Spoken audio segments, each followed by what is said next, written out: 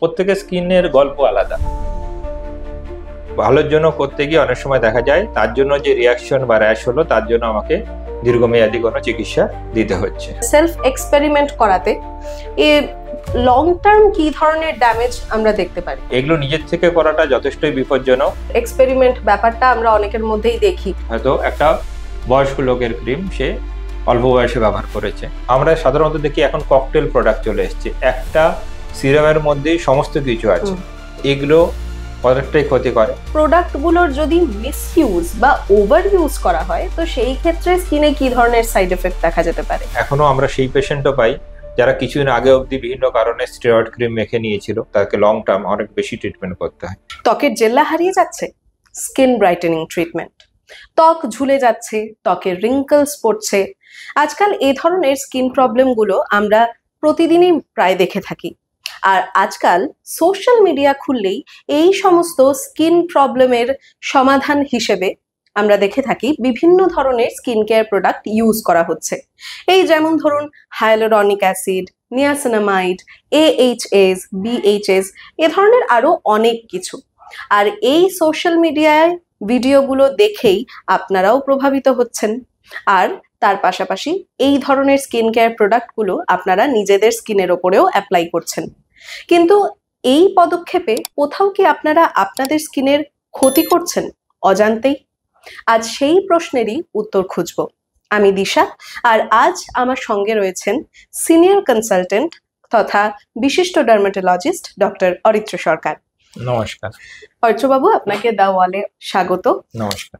প্রথমেই যে প্রশ্নের উত্তরটা আমি জানতে চাই সেটা হচ্ছে গিয়ে কারো স্কিন টাইপ মানে ত্বকের ধরন বা স্কিন নিডস যেটাকে বলে, মানে আমাদের স্কিনের জন্য কি দরকার, সেই বিষয়গুলোকে না জেনে এই যে বহির জগৎ থেকে এই ধরনের স্কিন কেয়ার প্রোডাক্টের বিষয়ে দেখে সেখান থেকে ইনফ্লুয়েন্স হয়ে তারপরে নিজের ওপরে নিজের মতো করে সেগুলোকে অ্যাপ্লাই করা এই স্কিন কেয়ার প্রোডাক্টগুলো, এটা অজান্তেই কি ধরনের রিস্ক বয়ে নিয়ে আসছে স্কিনের জন্য? আমরা প্রতিদিন এরকম পেশেন্ট পাই যারা বিভিন্ন প্রোডাক্ট নিজেরাই ট্রাই করেছে এবং তাতে অনেক অসুবিধা হয়েছে, তখন আমরা সেটা ট্রিটমেন্ট করতে হয়। তো এটা নিজের থেকে না করাই ভালো, কারণ প্রত্যেকের স্কিন টাইপ আলাদা, প্রত্যেকে তার সাথে যে অ্যাসোসিয়েটেড কোমরবিডিটিস থাকে, কারো ছোটবেলা থেকে থাইরয়েড আছে। তো সবার ক্ষেত্রে সব প্রোডাক্ট যেটা দেখানো হয় ওটা ইন জেনারেল নলেজ হিসাবে অনেক সময় ওটা একটু জানা থাকতে পারে, কিন্তু ওটা নিজের থেকে ব্যবহার না করাই ভালো, বিশেষজ্ঞের পরামর্শ ছাড়া এবং কারোর মনিটরিং এ ব্যবহার না করে। না হলে অনেক তাতে স্কিনে ভালোর জন্য করতে গিয়ে অনেক সময় দেখা যায় তার জন্য যে রিয়াকশন বা র্যাশ হলো তার জন্য আমাকে দীর্ঘমেয়াদী কোনো চিকিৎসা দিতে হচ্ছে। একদমই। তো এই যে অনেকেই আমরা দেখি যে নিজেদের মতো করে এই সেলফ এক্সপেরিমেন্ট ব্যাপারটা আমরা অনেকের মধ্যেই দেখি, যেমনটা আপনি নিজেও বললেন। তো সেই ক্ষেত্রে এই যে প্রপার গাইডেন্স বা প্রপার কনসালটেশন ছাড়া এই ধরনের স্কিন ট্রিটমেন্ট গুলো সেলফ এক্সপেরিমেন্ট করাতে লং টার্ম কি ধরনের ড্যামেজ আমরা দেখতে পারি? দেখুন, অল্প বয়সের ছেলেমেয়েরা যেটা করছে হয়তো ব্রণর জন্য এই ট্রিটমেন্ট গুলো ব্যবহার করছে। বয়স্ক লোকজন স্কিন ঝুলে যাচ্ছে বলে এই স্কিনটা যেটা হচ্ছে রিঙ্কেলস আসছে, স্কিন লুজ হয়ে যাচ্ছে বা জেল্লা হারাচ্ছে বয়সের জন্য, তখন বিভিন্ন ট্রিটমেন্ট করছে। কিন্তু এগুলো নিজের থেকে করাটা যথেষ্টই বিপজ্জনক, উল্টে সেটা আরো খারাপ করে দিতে পারে। যেমন অল্প বয়স্ক ছেলেমেয়েরা যেটা করে, যেটা একটা নিয়াসিনামাইড বা স্যালিসাইলিক অ্যাসিড বা রেটিনল এগুলো ব্যবহার করছে ব্রণের জন্য, বা অ্যাকনি প্যাচ ব্যবহার করছে, কিন্তু সে জানে না তার স্কিন টাইপটা কি। বেশিরভাগ ব্রণ অয়েলি স্কিন টাইপে হয়, কিন্তু সেন্সিটিভ ফেসেও কিন্তু ব্রণ হতে পারে। তার ভেতরে কোনো হরমোনাল চেঞ্জ থাকে সেই জন্য ব্রণ হচ্ছে। মেয়েদের ক্ষেত্রে পলিসিস্টিক ওভারি থাকে, হ্যাঁ, ছেলে ফুড হ্যাবিটস থাকে। তো আমরা ভাবে যে এটা ইনফ্লুয়েন্স, এটা বোঝায় যে এই জিনিসগুলো ব্যবহার করলে ব্রণটা পুরোটা কমে গেল, কিন্তু ব্রণ একটা তার প্যাথোলজি আছে, তার শারীরবৃত্তীয় কিছু ঘটনা, তার কিছু হরমোনাল চেঞ্জ, এর জন্য ব্রণ হচ্ছে। তো আমরা আমাদের কাছে যখন আসে আমরা সেই জিনিসগুলোর উপর জোর দিই, তার সাথে অ্যাসোসিয়েটেড প্রোডাক্টগুলো বেছে দিই তার স্কিন টাইপ অনুযায়ী। এবার আমাদের দেশে এখানে আমাদের ফিচপ্যাট্রিক্স টাইপ 3, 4, 5, 4 এবং 5ই বেশি। তো এমনি অনেক সময় ইনফ্লুয়েন্সার যেগুলো বাইরের ইনফ্লুয়েন্সার, তারা হয়তো স্কিন 1, 2 টাইপের ওপর বা কিছু ওষুধ বা কিছু প্রোডাক্ট এসছে বাইরে থেকে এসছে, এখানে হয়তো সেটা অ্যাডভার্টাইজমেন্ট হচ্ছে, সেটা হয়তো আমাদের স্কিন টাইপের জন্য নয়। এবং সেটা ইন জেনারেল বলছি, কিন্তু প্রত্যেকের আমরা দেখেছি যে যার স্কিন টাইপ 2 বা 3 বা 4, তাকে আমরা যে ওষুধটা দিচ্ছি প্রত্যেকে ইন্ডিভিজুয়ালাইজ করতে হয়। প্রত্যেকের ইন্ডিভিজুয়ালাইজ স্কিন আলাদা, প্রত্যেকের স্কিনের গল্প আলাদা। তো সেইটা অবশ্যই একজন পরামর্শদাতা বা একজন বিশেষজ্ঞের আন্ডারে গাইডেন্সে করা উচিত, তাহলে সেটা লং টার্ম এফেক্টটা ভালো হয়। এবং অনেকে ওষুধ খেয়ে নিচ্ছে, কিছু কিছু ওষুধ আছে খেয়ে নিচ্ছে, সেটা অল্প বয়সে অনেক সময় খুবই বিপজ্জনক হতে পারে। আচ্ছা অরিত্র বাবু, আরেকটা বিষয় হচ্ছে এই যে মার্কেটে আজকাল এত জনপ্রিয় স্কিন কেয়ার প্রোডাক্ট রয়েছে, যে শুরু থেকেই বলছিলাম নিয়াসিনামাইড রয়েছে, অ্যাসিডস রয়েছে, AHAs রয়েছে, BHAs রয়েছে, রেটনল রয়েছে, এই ধরনের বহু স্কিন কেয়ার প্রোডাক্ট রয়েছে। এই প্রোডাক্টগুলোর যদি মিসইউজ বা ওভার ইউজ করা হয়, তো সেই ক্ষেত্রে স্কিনে কি ধরনের সাইড এফেক্ট দেখা যেতে পারে? এগুলোর মধ্যে কিছু প্রোডাক্ট আছে যেগুলো অ্যাসিডস, AHA, BHA, যেমন স্যালিসাইলিক অ্যাসিড আছে, কিছু রেটিনলস আছে, এগুলো বা ভিটামিন সি যেগুলো আছে, যদি আমি সঠিক স্কিন টাইপে সঠিক ইন্ডিকেশন, সঠিক দরকারে ব্যবহার না করি, সঠিক সময় ব্যবহার না করি, তাহলে সেগুলো স্কিনে প্রদাহ করতে পারে। কিছু কিছু প্রোডাক্ট যেমন নিয়াসিনামাইড বা হাইলুরোনিক অ্যাসিড, এগুলো বেসিক্যালি একটু ময়েশ্চারাইজিং বেস, কিন্তু যদি খুব অয়েলি স্কিনে এগুলো ব্যবহার করে তাহলে সেক্ষেত্রে আমরা সেরকম এফেক্ট তো পাই না। অনেক সময় এগুলোতে অ্যালার্জি থাকলে স্কিনে বরঞ্চ র্যাশ বেরোতে পারে।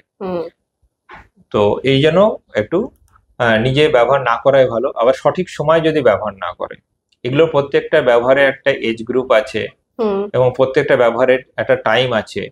হ্যাঁ, কোনোটা সকালে ব্যবহার করা যায়, কোনোটা সন্ধ্যায় ব্যবহার করা যায়, যার ক্ষেত্রে দরকারও তার ক্ষেত্রে যদি সঠিক ইন্ডিকেশনে সঠিক পরিমাণে ব্যবহার না করা হয়, সঠিক সময় ব্যবহার না করা হয়, তাহলে কিন্তু এগুলো উল্টে ক্ষতি করে। একদমই। এই যে ডাক্তারবাবু, আপনি একটু আগেই বললেন যে এগুলো সঠিক সময়ে, সঠিক বয়সে এবং সঠিক পরিমাণে ব্যবহার করতে হয়। তো এই স্কিন কেয়ার প্রোডাক্টগুলো যখন কেউ ইমপ্রপারলি ইউজ করছে, তো সেই ক্ষেত্রে কোনো পার্টিকুলার স্কিন কন্ডিশন কি আরো খারাপ হতে পারে? হ্যাঁ, যেমন যাদের ড্রাই স্কিন তারা যদি রেটিনল ব্যবহার করে, বেশিরভাগ ক্ষেত্রেই তাদের সহ্য হয় না। বা এই রেটিনল যে প্রোডাক্টগুলো আমরা যদি একটু, যাদের কম্বিনেশন স্কিন, তারা যদি শীতকালে ব্যবহার করে যখন ওয়েদারটা ড্রাই হয়, রেটিনল বা ভিটামিন সি অনেকের ক্ষেত্রে সেটা ইরিটেট করতে পারে। আবার যদি গরমকালে যদি বেশি পরিমাণ হাইলুরোনিক অ্যাসিড কিংবা নিয়াসিনামাইড ব্যবহার করে একটু অয়েলি স্কিনে, সেটাও অনেক সময় তাদের ব্রণ চান্স অনেক সময় বেড়ে যায়। এবং হয়তো সে সঠিক জিনিস হয়তো ধরেছে, কিন্তু সে অতিরিক্ত পরিমাণে ব্যবহার করে নিয়েছে, তাতে অনেক সময় তার সাইড এফেক্ট স্কিনে ছাল উঠে যাওয়া, রোদের মধ্যে গেলে মুখ লাল হয়ে যাওয়া, বা উল্টে মুখে জ্বালা প্রদাহ, এগুলো নিয়ে আমাদের প্রতিদিনই প্রচুর আমরা আমাদের পেশেন্টকে পাই, যারা হয়তো কারোর কোনো প্রেসক্রিপশন ছাড়াই এগুলো ব্যবহার করেছে, ইউটিউব দেখে ব্যবহার করেছে, হয়তো যার যে বয়স নয়, হয়তো একটা বয়স্ক লোকের ক্রিম সে অল্প বয়সে ব্যবহার করেছে। তো এগুলো ভুল হয় এবং তাতে আমাকে একটু তাকে চিকিৎসার মধ্যে দিয়ে যেতে হয়। একদমই। অরিত্রবাবু, আরেকটা বিষয় হচ্ছে এই যে এই ধরনের কেমিক্যাল এক্সফোলিয়েন্ট বা ফেস সিরাম, এই জিনিসগুলো তো অনেকেই ফেসে ব্যবহার করছে। তো সেই ক্ষেত্রে এই সমস্ত জিনিসগুলো ব্যবহার করার ক্ষেত্রে একটা প্রপার কনসালটেশন বা প্রপার গাইডেন্স কতটা জরুরি? ধরুন, যেগুলো এক্সফোলিয়েন্ট ব্যবহার করছে, এক্সফোলিয়েন্ট মানে আমার একটা সামনের মুখের ডেড লেয়ারটা, উপরে 2-3টে লেয়ার আমি তুলে দিচ্ছি, তার সাথে সে হয়তো সঠিক সানস্ক্রিন ব্যবহার করছে না। কারোর হয়তো মুখটা অয়েলি ব্রণ হয়, সে এক্সফোলিয়েন্ট স্যালিসাইলিক অ্যাসিড ব্যবহার করছে, কিন্তু তার সানস্ক্রিনটা একটা ক্রিম বা লোশন বেসড হয়ে যাচ্ছে। হ্যাঁ, তখন সেটা কিন্তু সঠিক কার্যকরী ব্যাপারটা থাকছে না। সুতরাং তার জন্য যদি এক্সফোলিয়েন্ট কিছু ব্যবহার করি, তার জন্য একটা proper skin care, proper moisturising, proper sunscreen, এগুলো খুব দরকার। না হলে উল্টে যখন একটা এক্সফোলিয়েন্ট ব্যবহার করছি, যখন রোদ্রে যাচ্ছি, তখন কিন্তু সেটা মুখের মধ্যে ইনফ্লামেশন করছে এবং তার জন্য পিগমেন্টেশন বা দাগ বা অন্যান্য সমস্যা সৃষ্টি হওয়ার চান্স বেড়ে যায়।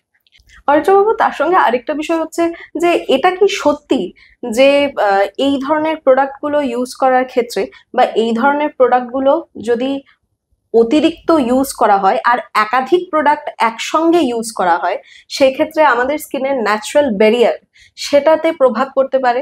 আর যদি প্রভাব পড়েই থাকে, সেটার লক্ষণগুলো কি কি?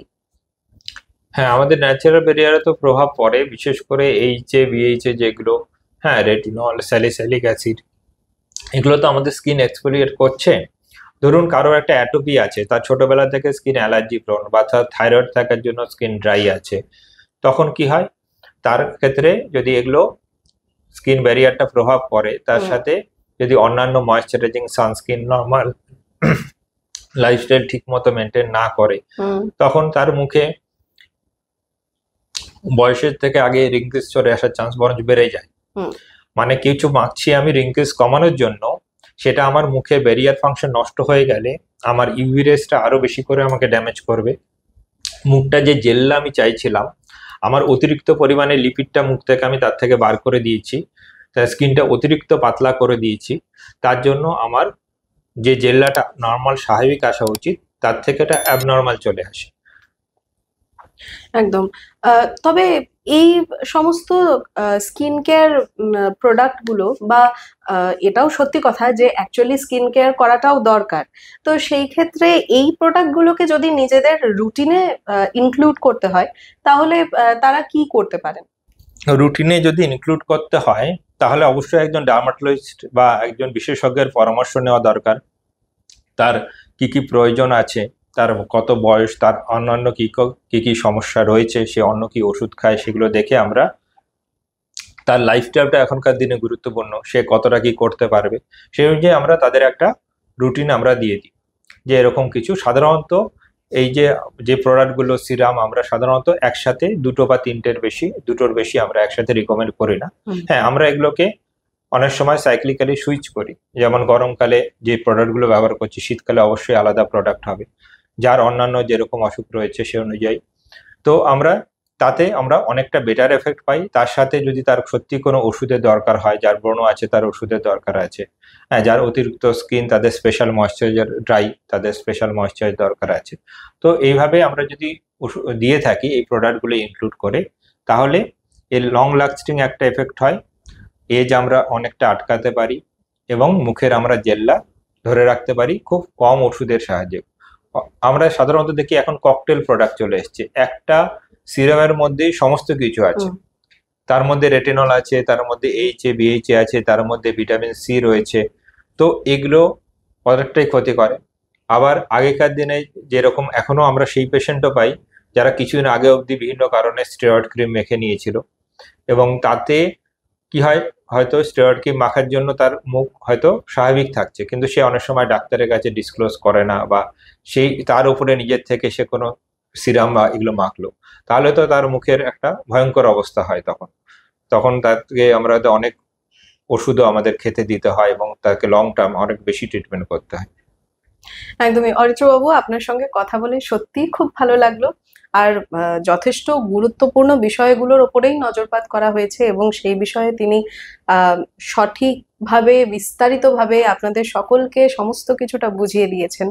আশা করি আপনারাও এই বিষয়গুলো মাথায় রাখবেন এরপর থেকে। আর দ্য ওয়ালকে এতটা সময় দেওয়ার জন্য আপনাকে আরো একবার অসংখ্য অসংখ্য ধন্যবাদ। আর আপনাদের জন্য একটা বিশেষ প্রশ্ন, আপনারা এই ধরনের স্কিন কেয়ার প্রোডাক্টের মধ্যে থেকে কোনটা ইউজ করছেন? আর আপনারা কিভাবে এই প্রোডাক্টগুলো ইউজ করার ক্ষেত্রে ইনফ্লুয়েন্স হয়েছেন? ইনফ্লুয়েন্সার থেকে, নাকি অ্যাডভার্টাইজমেন্ট থেকে, নাকি অনলাইন রিভিউ থেকে, নাকি বিশেষজ্ঞের পরামর্শ? জানান আমাদেরকে কমেন্ট সেকশনে। এই মুহূর্তের জন্য এই এপিসোড এ পর্যন্তই। এরপরে আরো কোনো একটা গুরুত্বপূর্ণ বিষয় নিয়ে থাকছি। নমস্কার।